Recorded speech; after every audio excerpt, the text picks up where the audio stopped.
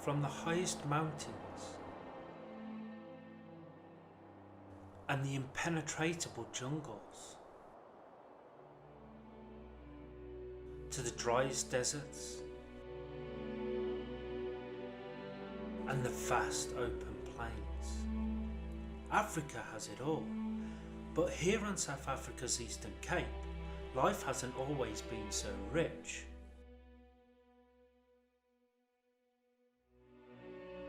"15 years ago this terrain was decimated for agricultural farming. The wildlife had left its grasslands and valleys, replaced by cattle, sheep and crops. But now nature is taking back the landscape.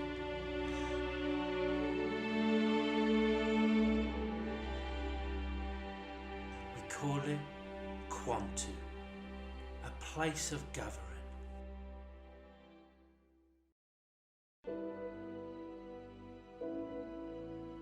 As the zebra, impala and other grazing animals returned to the region, so did one of the most endangered predators on planet Earth.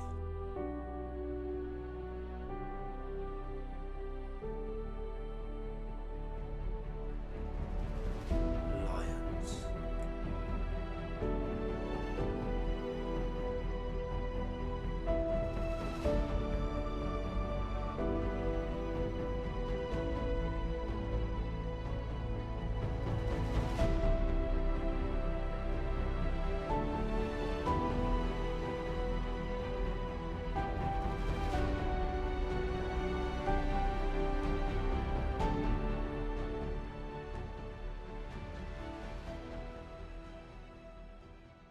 Wildlife photography has brought me some amazing experiences worldwide.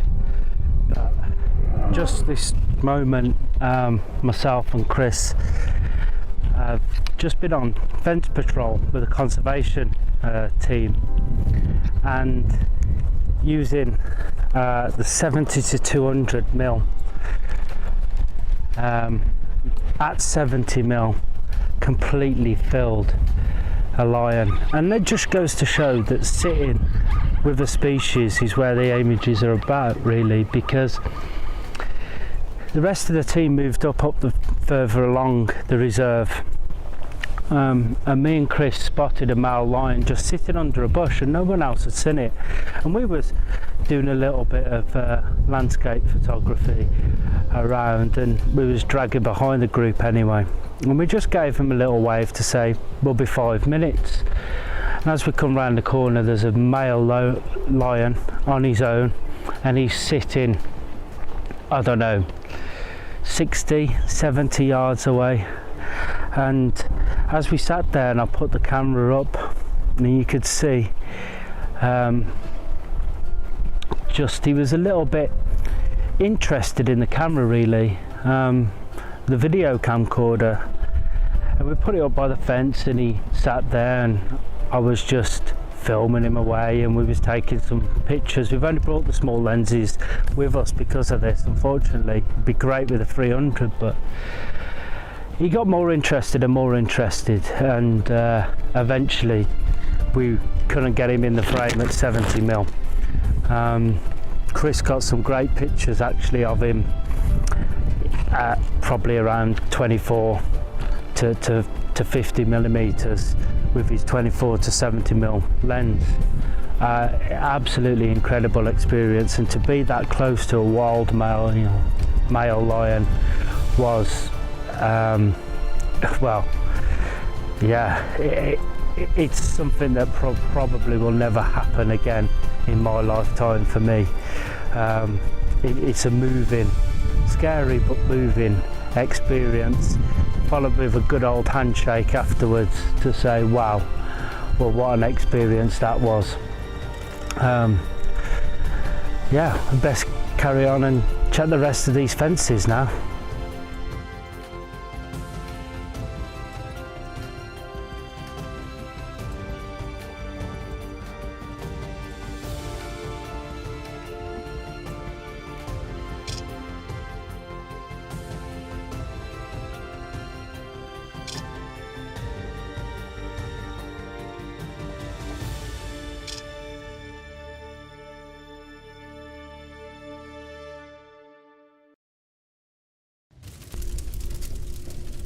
fires blaze across South Africa.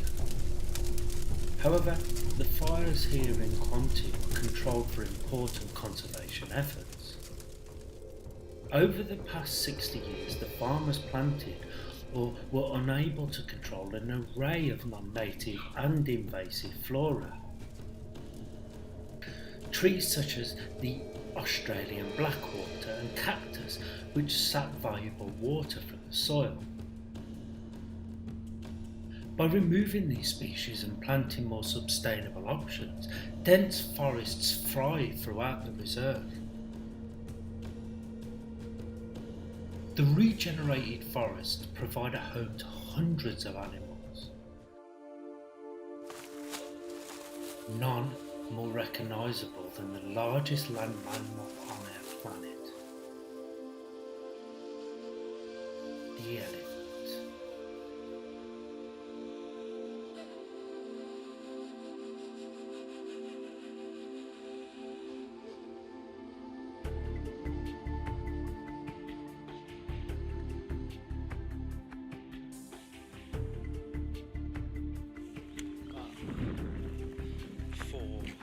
Elephants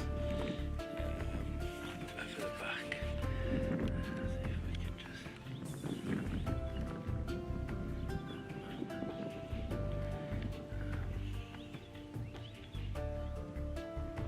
They're just sort of chilling out over there. It's quite a plain area, but just behind them at the minute, some scrubland, hoping that they're going to come across the plains, be able to get some better pictures. We're out on foot inside Kwantu and onto the wilderness area. There's no predators in this part of the reserve, and being in the plains, we're a little bit safer anyway, but there's 4, maybe 5 elephants with a couple behind, matriarchs at the back there, so I'm just going to try and grab a few pictures, see what happens, I think.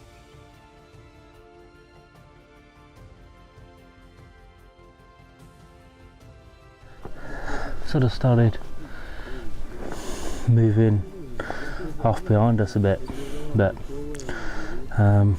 they're still there anyway, just grazing on the bushes at the back of the tree.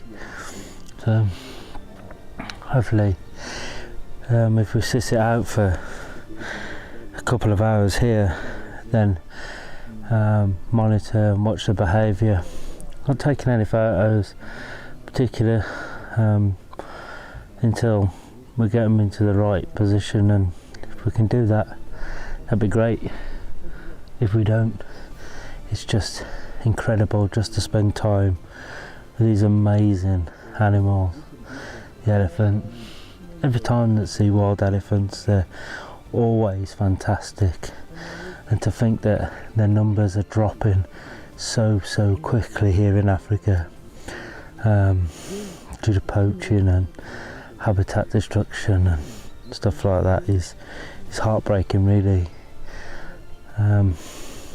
But good anti-poaching teams, about good conservation efforts and organisations and reserves like this are ensuring that the elephants won't be lost forever.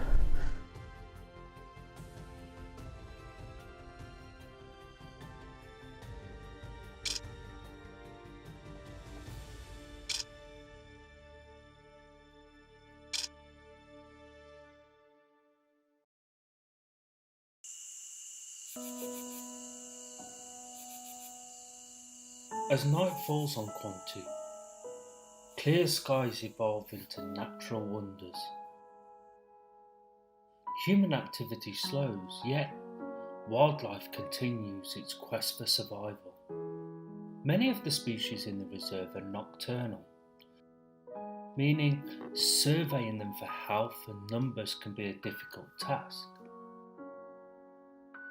However, with today's modern photography techniques, we can give ourselves the best possible chance. Surveying wildlife at night is very difficult for the conservation and ecologists here at Quantu, and they knew we were coming out, so they asked us if we could set up some nighttime digital SLR cam trapping. And I just wanted to go through with you very quickly the equipment that we did use for that. So I use an old 600D with a battery pack, and those batteries will last me about 4 or 5 days in there.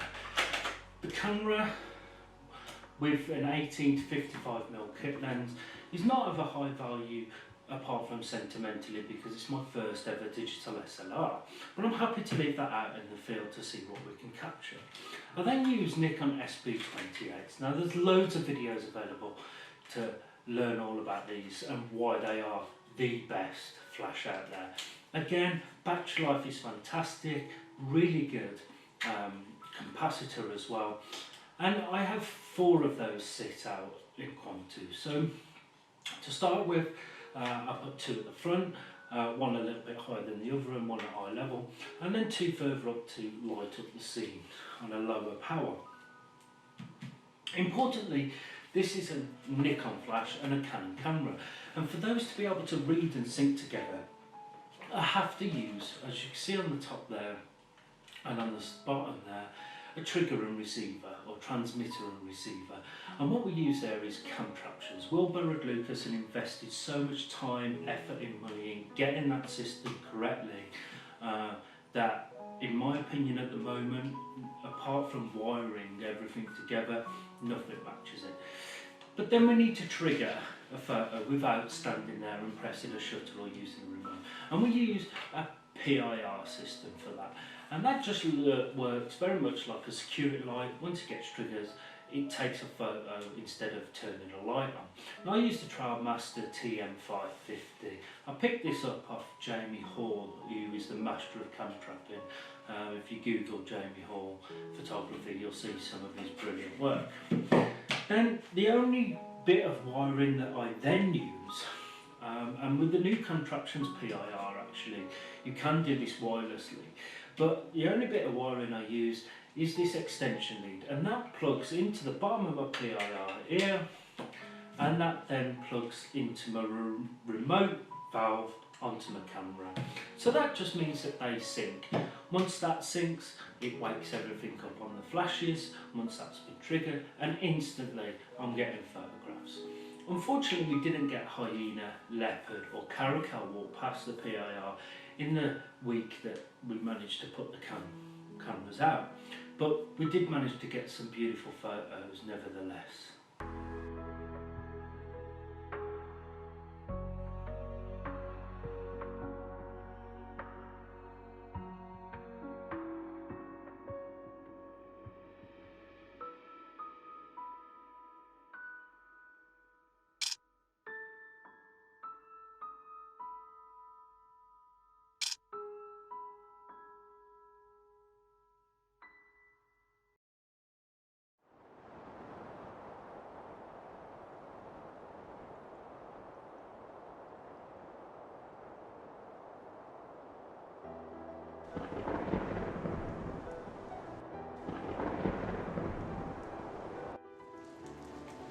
Finally, rains fall throughout South Africa. The country has been suffering drought for the past 3 years, and finding water here can be very difficult. But the rain falling on the plains of our planet, it delivers a little hope to wildlife. At the heart of survival here is one single living plant.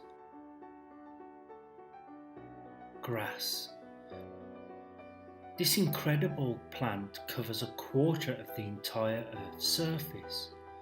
The rain means that grasslands can provide vital food for grazing species for months to come. Grass plays an essential role within nature. Without it, the existence of life throughout Africa would be impossible. Supported by the planting of high nutritional native trees, the landscape is returning to its former glory.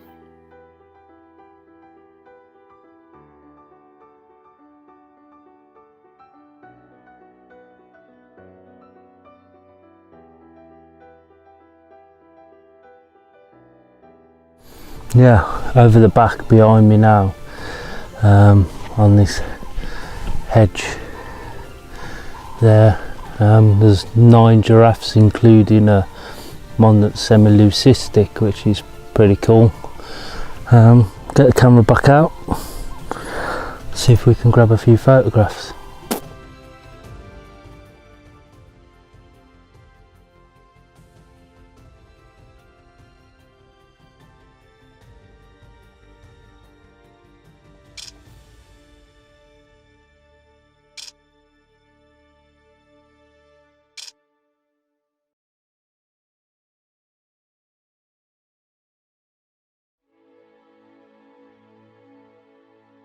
Thanks to places like Quantu, the earth still has sanctuaries, and on occasions hold spectacular numbers of animals. They provide vital space for the return of wildlife to areas that had formerly been taken over for human gain. A place of safety away from trophy hunting, poaching, and urban developments. Reserves such as this are the backbone to ecological and community benefit. Without places like Quantu, our natural world will disappear within our lifetime.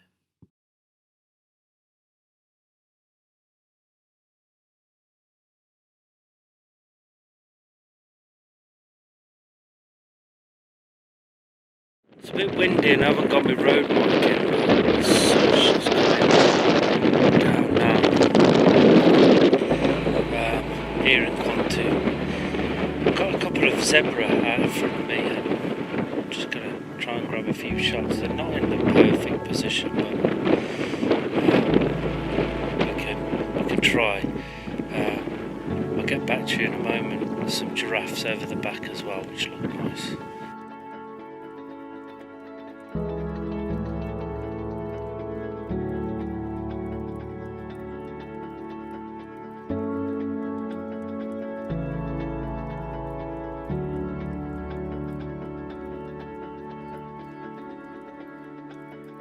It was incredible. At sunrise, you can see just down in the bottom corner there as it's going to set down, but yeah, what a way to start your first night in South Africa and Quantu. Our guide Ali G and driver Felix have been absolutely incredible today. They've got us everywhere we needed to be. As the sun sets behind me, I can only hope that tomorrow is just as good as today. We can get some fantastic wildlife photography. Absolutely great.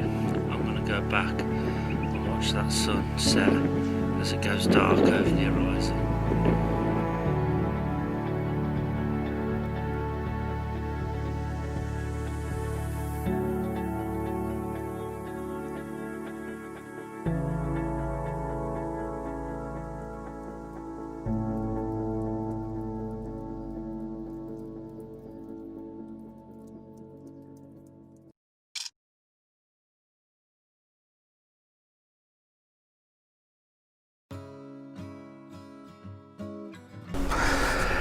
This morning's been fantastic. We went to what they call the elephant sanctuary here at Quantu area of the reserve, and let me just explain that Quantu is a private game reserve.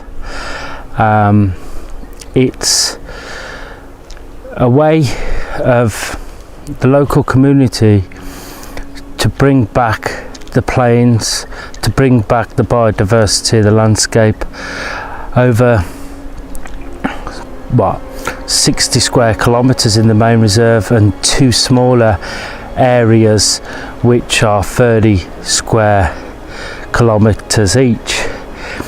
Each one of those has been redeveloped. It was all agricultural land, and the owners, who are delightful hosts. They've been fantastic. They couldn't do enough for us so far here. The team have been fantastic, and they've put us in some brilliant opportunities. Two fantastic drivers that we've had so far. One is just a driver, Felix, who's been outstanding, stopped where we wanted to, and he doesn't have many photographers here at Quantu, and I don't understand why, because they've got everything you could ever wish for. Then we've got Hannah. She's from the UK, and she's a ranger, and she does a driving as well, and she's been absolutely pinpoint, everything we could have ever asked for here. And then Alistair, who's the main game ranger on the reserve. His knowledge of the wildlife and the species, the plant life, the biodiversity is mind-blowingly good. He knows everything about everything to do with the reserve, bird life, water life. It's been incredible experience to learn about. And yeah, today down with the elephants, being able to lie down flat with them at eye level is something seriously powerful. That was a privilege. It was an absolute privilege. But then obviously we've seen the giraffes in that reserve as well, the odd wildebeest and things like that, you know. That area of Quantu is mainly used for breeding, because the numbers are so low of wildlife here in this part of South Africa at the moment, due to the agricultural change that happened 50-60 years ago, that they need sustainable breeding, so game drives don't happen in that section of the reserve at all. That is to allow the animals to quietly go about their day and breed in peace. They don't have interaction with humans, they don't have any interaction with game vehicles, and they only see other wildlife. And that allows them to breed more successfully, raise the young much more successfully, and it's important conservation side of the whole Quantu project. What they've done here, over 46 square mile so far, 120 kilometers square, has been absolutely fantastic work, and it is all conservation. There's none of this trophy hunting rubbish, there's none of this over tourism. It's a small lodge, there's a small amount of people, but the hospitality that they offer for you to be able to get involved as well in the conservation has been nothing short but life-changing, really.